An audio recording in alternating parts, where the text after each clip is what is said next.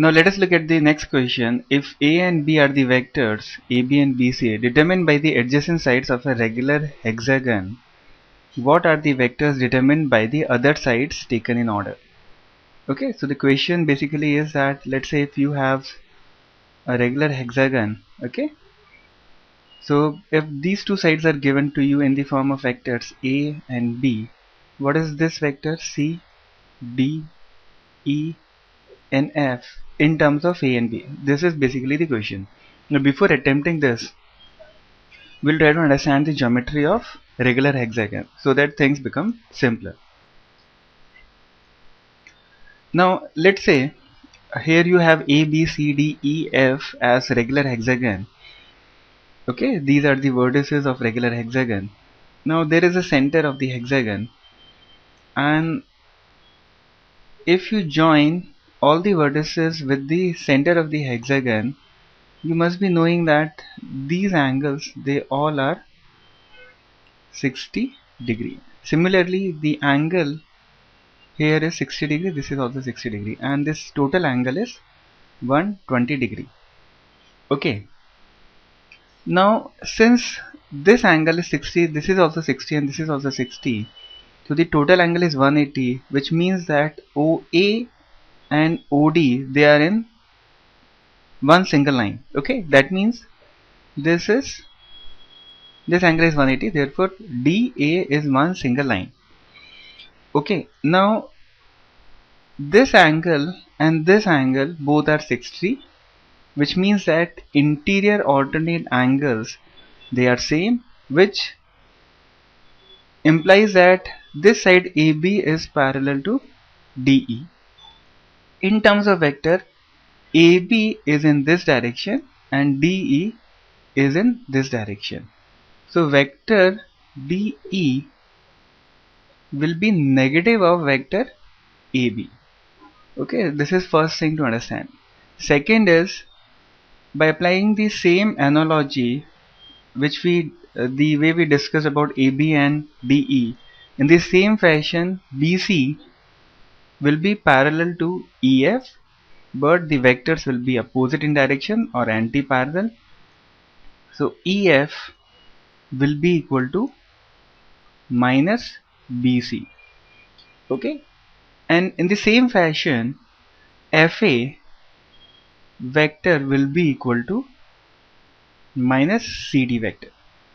Now we are already given A and B, and since we are given A and B, we know that this vector will be minus A and this vector will be minus B. Okay, now we have to just find out this vector CD, and if this is known, we will also know FA. Okay, so here we have AB. Now this AB is parallel to OC. Okay, and if you wish to draw a vector from C to O, that means from vertex C to center O, this will be anti-parallel to A. So CO is minus A vector. Okay, now if you extend BC further, then this CC dash will be equal to B, and if you move it, this vector, towards O, then OD will be parallel to BC vector or CC vector. So OD vector will be equal to B. Okay, is this clear? Now vector CD will be equal to CO plus OD. Tail, head, tail, head. So joining the tail of CO vector and to the head of OD vector will give you the addition of the two vectors, which is minus A plus B, or this can be written as B minus A. Okay, so CD vector is B minus A. Okay, now from this we know that we have to find out all the 6 vectors. So I will write down, I'll make one table. Vector AB is given as A, then BC, CD, then DE and EF, and finally FA. So these are the 6 vectors that we are supposed to write.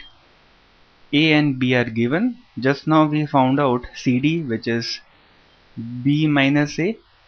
DE will be negative of AB vector, which is minus A vector, and EF will be negative of BC vector, which is minus B vector, and FA will be negative of minus CD.